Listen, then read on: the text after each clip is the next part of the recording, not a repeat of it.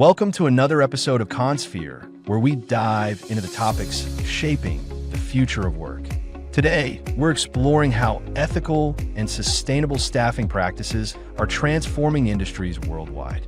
Today, we'll uncover why these practices matter, how companies can adopt them, and what trends will define the next decade. Get ready for a thought-provoking discussion packed with insights, data, and real examples. Let's get started.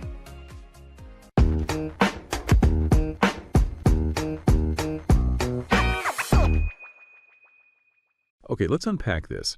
Have you ever really thought about how companies hire and keep their people? Not just, efficiently, but looking at it through the lens of ethics and, well, sustainability.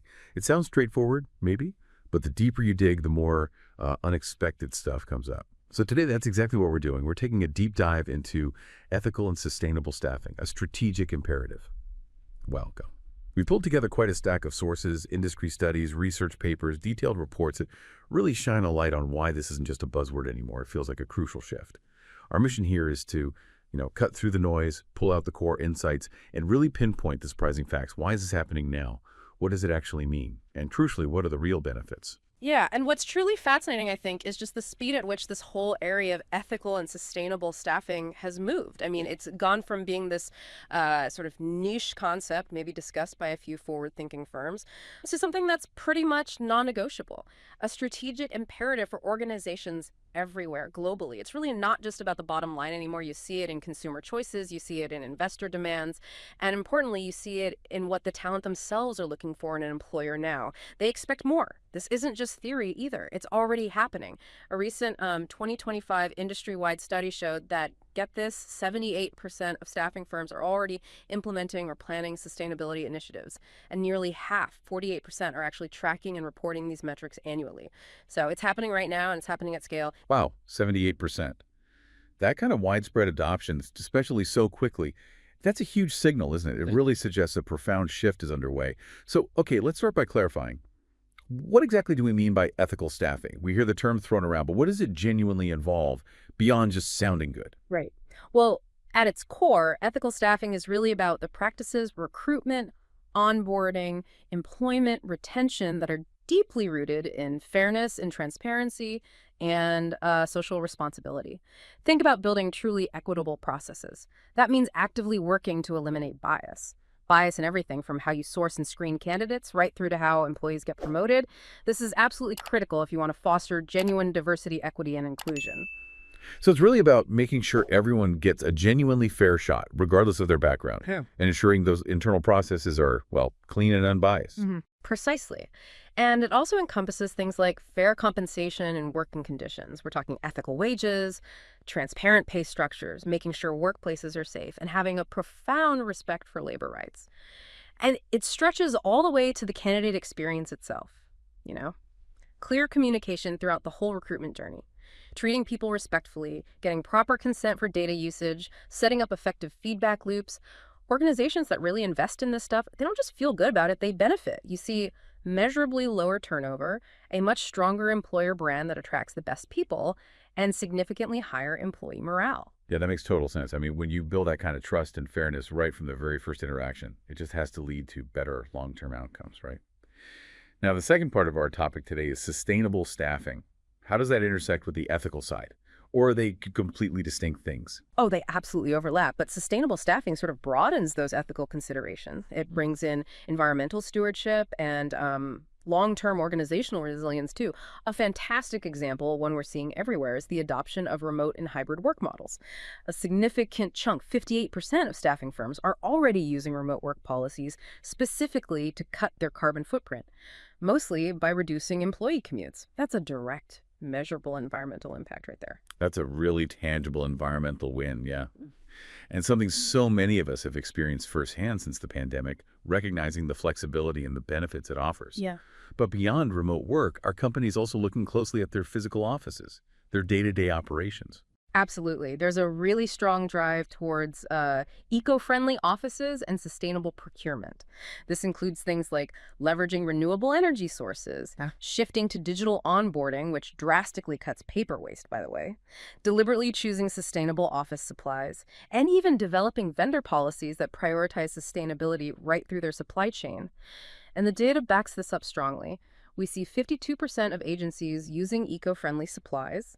A solid 64% are actively reducing waste through proper recycling programs. And 33% have already adopted renewable energy solutions in their facilities. It's quite a significant operational shift happening. Right. So it's about genuinely walking the talk, not just in how they hire people, but in their whole day-to-day operational footprint. And are these companies making these efforts known? Is transparency a big part of this? Yes, transparency is paramount. Absolutely. Many firms are now proactively publishing things like sustainability dashboards. They're sharing detailed case studies of what they're doing, setting clear targets that align with recognized global standards. Things like ISO 14001, which, for anyone unfamiliar, is the international standard for environmental management systems, or science-based targets, meaning goals directly aligned with climate science. In fact, 21% of staffing firms already hold formal sustainability certifications. This isn't just some internal thing. It's becoming a public and verifiable commitment. Okay, those are some really specific, concrete examples. You promised us numbers up front, so let's get into the tangible impacts. What are companies actually gaining from making this shift? Is there a clear return on investment here? Well, beyond that, 78% of firms actively pursuing sustainability and the 48% tracking metrics, yes, we're seeing very clear financial and operational benefits emerge. For instance, 50% of agencies have adopted those eco-friendly onboarding processes we mentioned. And when you look at the bottom line, companies are reporting significant cost savings, typically somewhere between 26% and 29% directly from these kinds of initiatives. 26 to 29%. That's certainly a compelling financial incentive right there. But I imagine it's not just about cutting costs, is it? It must also be about the human element, the people inside the organization. No, it's absolutely about the people. Staff retention is measurably improving, which, as you know, is a massive cost saver in itself. A really striking figure, 65% of HR professionals report better employee morale that they directly link to these ethical and sustainable practices. And when it comes to attracting new talent, 51% of firms are seeing that sustainability significantly boosts their recruitment efforts. It really is a dual win. Good for the organization's financial health and good for its human capital. Speaking of human capital and hiring, one area that has just exploded recently and brings in a whole new set of considerations is the use of artificial intelligence in recruitment, AI. How do these ethical and sustainable staffing principles kind of grapple with this emerging frontier? It absolutely does, and it's a critical area to address. Technology, especially AI, is playing an increasingly dominant role, you're right, but its unchecked use poses some pretty significant risks to fairness and equity. We saw a really stark example back in 2018, remember? A major firm's AI resume screening tool developed a clear gender bias. Why?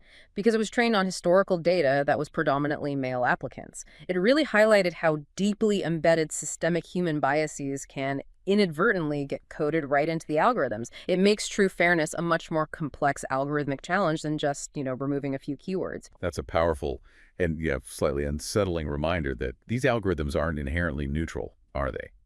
So how are companies ensuring fairness and avoiding these biases, especially given that, over 40% of agencies are already using AI tools and that number's only going up?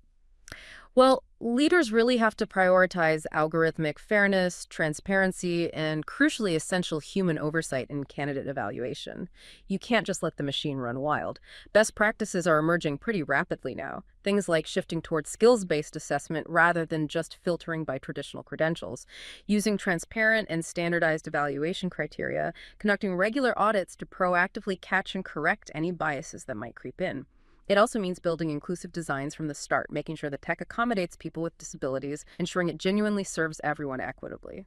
Okay, so it's not just about making AI efficient, but making sure it's fundamentally fair and unbiased, really extending those ethical principles into the digital realm. Let's pivot back to the big picture for a sec.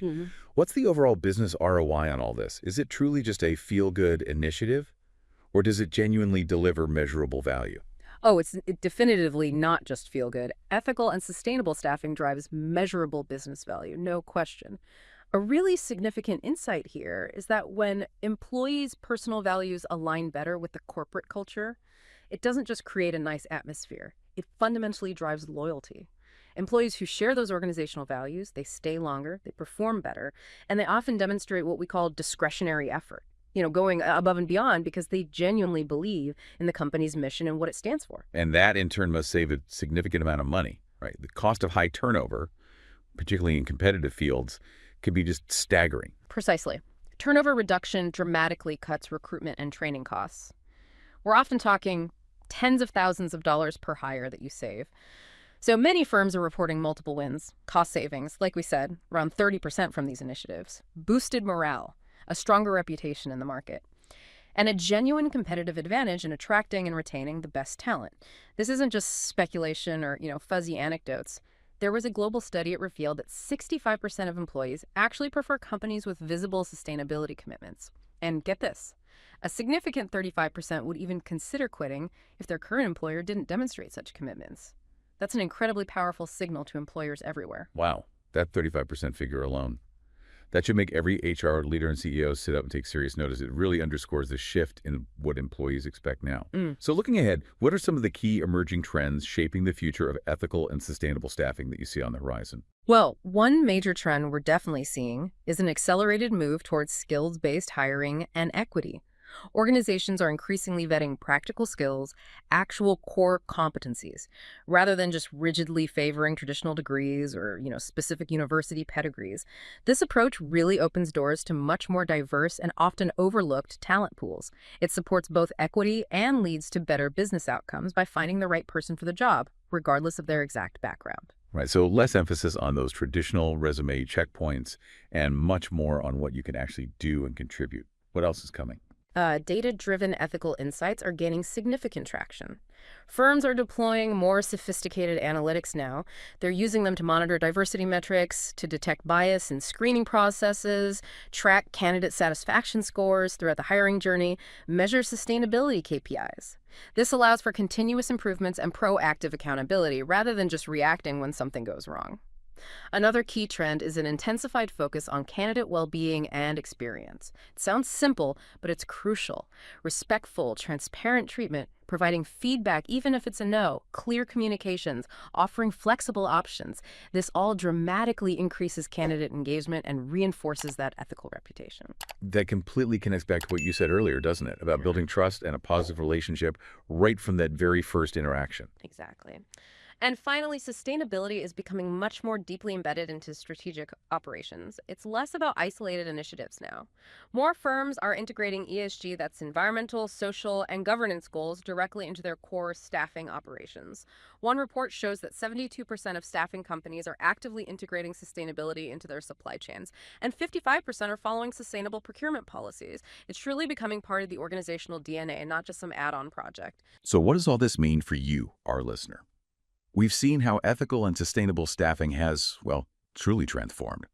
It's really moved from being maybe a nice-to-have luxury into a fundamental must-have for organizations that want to thrive in today's landscape. It's pretty clear there are measurable business wins from those impressive cost savings we talked about to boosted employee morale, a stronger employer brand, and a very real competitive advantage in the marketplace. And remember that global study, 65% of employees actually prefer companies with visible sustainability commitments. And that striking 35% who'd even consider quitting otherwise.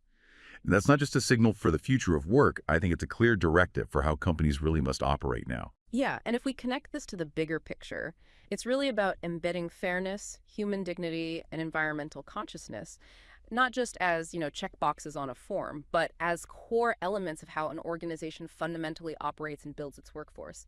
And this raises a really important question for all of us, I think. If staffing is no longer just a cost center, but can actually be a powerful force for positive social and ecological impact with a clear business payoff. What does this imply for every other aspect of a company's operations? How much further can businesses really go in truly aligning their core functions with their values for measurable, impactful return? Maybe consider what role you might play either in demanding these shifts or perhaps implementing them in your own professional sphere. The future of work, it seems, is not just about efficiency. It's really about profound and lasting impact.